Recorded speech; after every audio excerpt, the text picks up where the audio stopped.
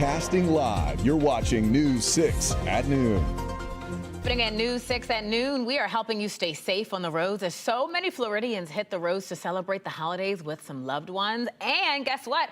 It is your chance to be Santa. If you snag that winning Powerball ticket, we'll tell you where and when to watch tonight's drawing. Also, how much money is on the line. And let me just give you a little spoiler, folks. It's a lot of money, okay? It's life-changing. Thank you so much for joining us here on News 6 at noon this Christmas Eve. I'm Lauren Melendez, joined by the wonderful meteorologist Julie Broughton. Merry Christmas. Merry Christmas. Early for us, and we're Yes. celebrating right now. Yes, we've been celebrating all morning, and we have fabulous weather. That's what we want to hear. Yes, this is the place to be this Christmas, especially if you like it warm. Let's go ahead and take a live look outside for you. This is our Light Orlando Delivering Hope Together camera, looking out toward the airport where lots of folks flying in and out. No travel issues here at Orlando International Airport. Right now, we're seeing sunny skies sitting at 75 degrees. Our winds are coming in out of the northwest at 8 miles per hour. Clouds and rain forecast for you showing we are going to continue to see a whole lot of sunshine as we roll through the day today. We have a lot of dry air in place, so no major issues as far as any sort of rain or cloud cover. If you are up in Ocala, you're at 75, 73 in Wildwood, and 76 in Mico, and we are keeping it warm for your Christmas tomorrow as well. Overnight, you'll wake up to 58 degrees with some areas of fog. Then tomorrow afternoon, back up to 79. We'll talk more about your hour-by-hour forecast coming up, and we'll take a look ahead to the next 7 days and when we could see a cool down. Lauren. All right, you saved that little part for last. Thank you, Julie. Let's get a live look at Orlando International Airport from our Light Orlando camera. Just a day away from Christmas, so we know it's going to be packed. Very busy at the airport. Luckily, wait times right now are looking good. They're sitting at around 12 minutes. Meanwhile, on the roads, a little different story. It's been a dangerous few days with a series of crashes. We're going to bring you a live look at I-4 near mile marker 66. This is in Celebration, and you can see starting to get some traffic. You can also see a bit of a slowdown. News 6's Mark Lehman joins us now with a stern reminder from law enforcement. For anyone hitting the roads this Christmas Eve, things weren't bad early on, but it's definitely expected to pick up this weekend. That increase in traffic is making for some dangerous situations on the roads. That's why drivers we spoke with say awareness is key. We are Santa. We're bringing all these gifts down south. We caught up with Ramon Anderson traveling home to Fort Lauderdale for Christmas. To make it there on time, his family was in the car by 4 a.m. Was that a little hard for the kids to get out of bed, hit the road? 100%. I mean, it was hard for me to get on the road. But we knew we had to do that just to avoid all the traffic. So we put them to bed real early, and then we put them in the car and said, let's go. The Andersons' road trip is coming as AAA has projected a record 7.5 million people on the road through New Year's. Getting ahead of that traffic is a big motivator for a lot of drivers. Once you're in traffic, anything can happen. You know, somebody slam on their brakes, slam on yours, and it could be a rear end and all types of things. So the earlier, the better. The travel rush is happening as it's been a bad week on Central Florida's roads. A woman was killed in a crash Tuesday night on US 27 in Claremont, and in Seminole County, 4 people were hurt after a 6-vehicle crash on Redbug Lake Road. We see these types of crashes, unfortunately, all the time. Now you add the holiday mix into it. Trooper Steve Montiero tells us it's crucial to watch your speed and avoid distractions, especially with so many cars on the road. The simple thing, and we say it all the time, is just being aware, understanding that the car next to you is going through the exact same stress you're going through. And with the holidays in mind, getting home safely is everyone's goal. Now, when it comes to the best times to travel, AAA says you should avoid the late afternoon and try hitting the road early morning if possible. Troopers, meanwhile, are urging drivers to report any concerning situations to them by dialing star FHP. Reporting in Orange County, Mark Lehman, News 6. Mark, thank you so much. You can read more on this story and road safety, plus all of your holiday travel updates in real time. Just head to clickorlando.com before you head out the door. All right, new at noon, Cocoa police are asking for your help to find a man who they say sexually assaulted a child. Police are looking for 43-year-old Edie Espinoza Lopez. These are 2 photos of him. He is facing several charges, including sexual battery of a person under 12 years of age. The department says Espinoza Lopez typically works a landscaping job at either North Cocoa Boulevard in Cocoa or Dianthus Lane in Titusville. So if you have any information about this man, you are urged to call police. The Orange County Sheriff's Office is asking for help also to help find a 12-year-old girl. So look closely at your screen. This is Amani Santana Gaskin. She was last seen in Orlando near 25th Street and Southwest Moreland. Gaskin has been missing since Monday. She had on a black shirt, black and red pajama pants, and black Crocs. The Orange County Sheriff Department says if you see her, call 911 immediately. Meantime, Orlando police are looking for this man, 29-year-old Javante Lewis Curo. He was last seen Wednesday, and he was on Dockside Drive. His family says he may be struggling with mental health, so anyone with details about his whereabouts should call Orlando police. All right, let's go to Osceola County now. A mom is out of jail after deputies say she held someone else's child underwater at the Gaylord Palms Resort pool. This is video of the moment. She was bonded out late last night. Your Osceola County community correspondent Stephanie Rodriguez joining us now with everything we know. Tiffany Griffith walked free late Tuesday night. This was just hours after the state amended her charge from first-degree aggravated child abuse to third-degree child abuse. She's accused of pushing a 6-year-old boy underwater at the Gaylord Palms Resort pool last Friday. Surveillance video shows the moment prosecutors say she confronted the boy after he dunked her 8-year-old autistic son underwater. A witness said she held the boy under for 2 to 4 seconds. The defense says she was trying to protect her son, while prosecutors argued it was retaliation. It's not any kind of self-defense or defense of others. She went into the pool after her child had been dunked. The 6-year-old boy came out of the pool upset and with a nosebleed, and he told his parents what happened. The state asked the judge to keep her in jail, saying she's a danger to the community. But the defense argued that this was about a mom protecting her child, and the judge denied the state's request to hold her without bond, and that bond was set at $20,000. As of right now, there's no word yet on when she's due back in court. In the studio, Stephanie Rodriguez, News 6. Stephanie, thank you. We have a heads up for you next week. If you have a lot of cleaning to do after the holidays, like most of us, well, you should know Orange County is changing its garbage pickup days. We got you covered. Starting December 29th, curbside collection, days for garbage, recycling, yard waste, and large item pickup, that will all change. Recycling and yard waste, it'll be picked up first, and it'll be on the same day. And then garbage and large items will be picked up later in the week, also on the same day. Utilities says the changes to speed up pickup times and minimize mix-ups. You can read more on clickorlando.com. All right, some lucky Powerball player could be waking up a billionaire on Christmas morning. The jackpot now growing to $1.7 billion for tonight's drawing. It's an estimated cash value of more than $781 million if you want that instant gratification and you take the lump sum. Now, according to Powerball, the top prize has been won on Christmas Eve only once. That was back in 2011. There have, however, been 4 Christmas Day winners, and the last one was 12 years ago. So it could be your lucky year. A reminder, you can watch tonight's drawing right here on News 6 at 11. Thousands of people started their Christmas Eve on Cocoa Beach. Man, this is a fantastic story. And all of them were there to see Santa, surfing Santas, that is. We'll explain why this year's event also carried a life-saving mission. Plus, wage garnishment for defaulted student loans. It is set to resume next year. We're going to tell you exactly when.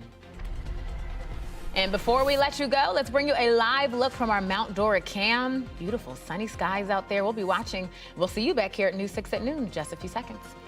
This portion of the news is sponsored by Florida Lottery.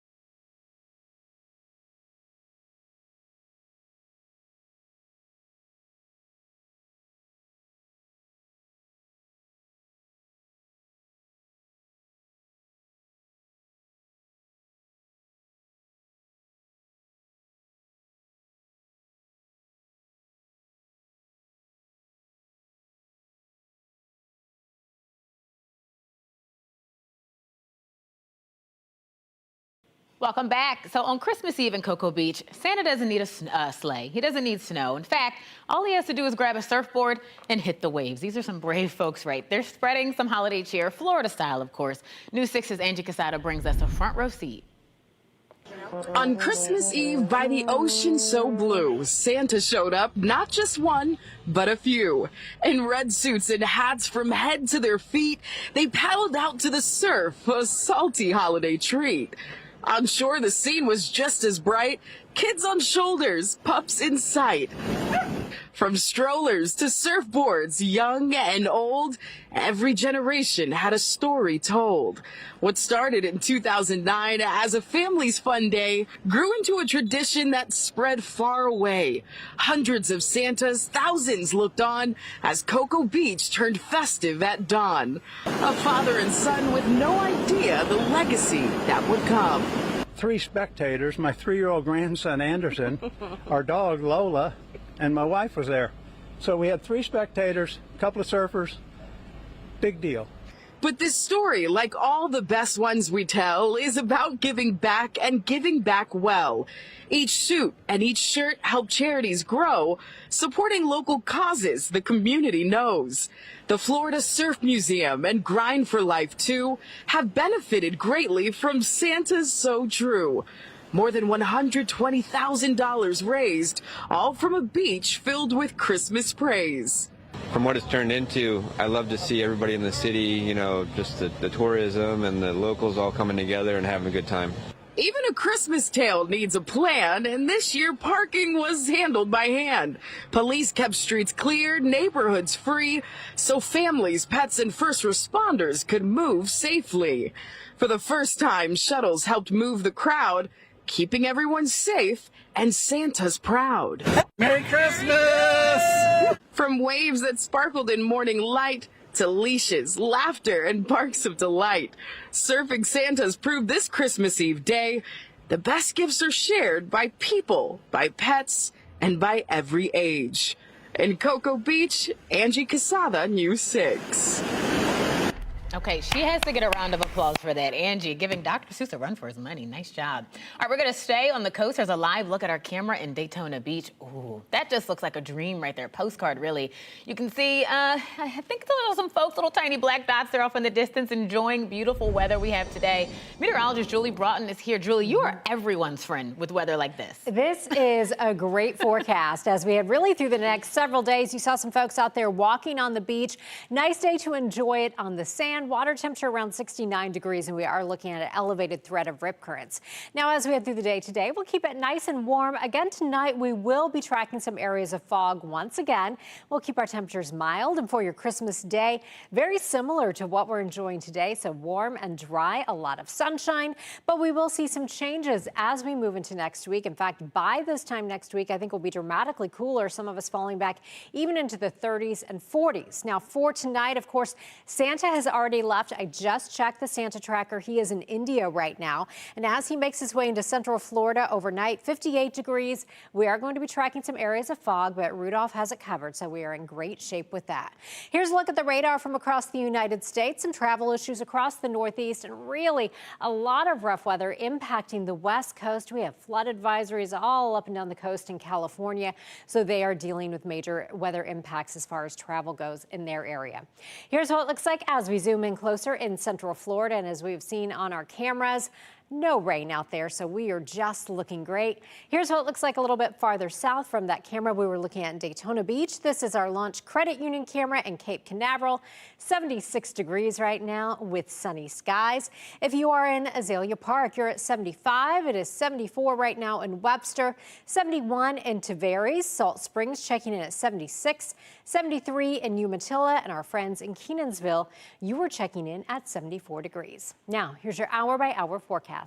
Your forecast is sponsored by Strata Services. All right, here's a beautiful photo of Winnie, and this is actually from a holiday party she attended, and you can see that she is having a wonderful time there, posing with her ornaments. I love her markings. She's so beautiful. We'll hit a high today of 79 degrees, then right around 77 degrees at 4 o'clock. Make sure you head to clickorlando.com/pins, share your pet photos. I'm doing weather for the rest of the afternoon, so I'm going to try to use all the pet pictures you send me. That is my challenge to myself today.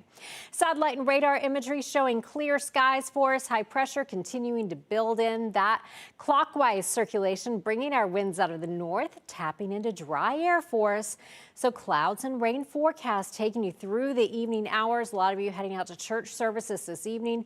No weather-related issues. So for today, we go to a high of 79 degrees. That happens by 4 o'clock. You wake up to 58 degrees for your Christmas day, then right back up to 79 degrees. Friday, we'll keep it sunny, really looking like a nice weekend if you have family in town or any sort of outdoor plans, maybe visiting the theme parks. But Monday into Tuesday, we are tracking a strong cold front, so 77 for your high on Monday. Tuesday morning, you wake up in the 40s, going to a high, Lauren, only of 60. All right, thank you so much, Julie. So to come, the Trump administration cracking down on student loan borrowers in default. We'll tell you everything you need to know going into the new year. And Christmas Eve tradition for parents and kids. We're tracking Santa. We'll tell you how it's done because it's really cool. Also the key role the military plays. We'll be right back.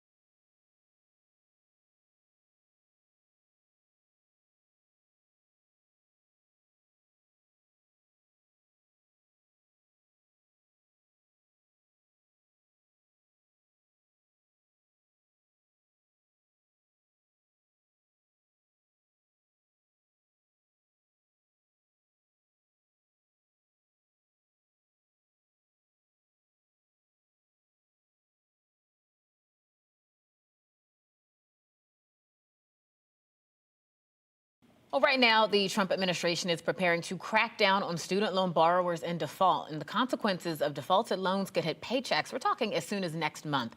A spokesperson for the Education Department says the government will begin garnishing your wages if you are a borrower who has not made a payment in at least 270 days. Now, the first notices will go out the first week of January, but by April of next year, more than 5 million borrowers were already in default this year, with nearly 4 million more delinquent, which means they were more than 90 days behind on payments. Federal officials say this marks the start of a very aggressive enforcement moving into 2026.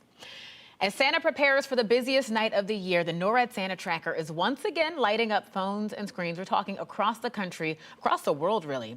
The mission at Peterson Space Force Base never stops. Around the clock, teams with the U.S. Air Force and Space Force monitor the skies, and once Santa takes flight, they shift into a holiday operation like nothing you have ever seen. This tradition started 70 years ago after a newspaper misprinted Santa's phone number, sending children's calls straight to the Air Force Command Center. And get this, instead of hanging up with the officer on duty, he played right along, and the NORAD Santa Tracker was born. How cool is that they have this storied legacy? Well, the holidays we know can be hectic, especially for kids who get overwhelmed easily, so why not bring the fun to them? After this, I'm taking you to Winter Park, where I found a unique Christmas village with a twist. Also, check out all of our new primetime lineups on News 6 Plus. Matt and Ginger have a new take on the day's news. That'll be on News 6 tonight. That's at 9. Then you can go in depth as we track the latest weather developments and answer all your weather questions with meteorologist Jonathan Kegas at 9:30. Also, watch the late news an hour earlier. All of that tonight on News 6 Plus. And you can download our streaming app for free. Search WKMG in your smart TV's app store. It's also available on Roku, Apple TV, and Fire TV.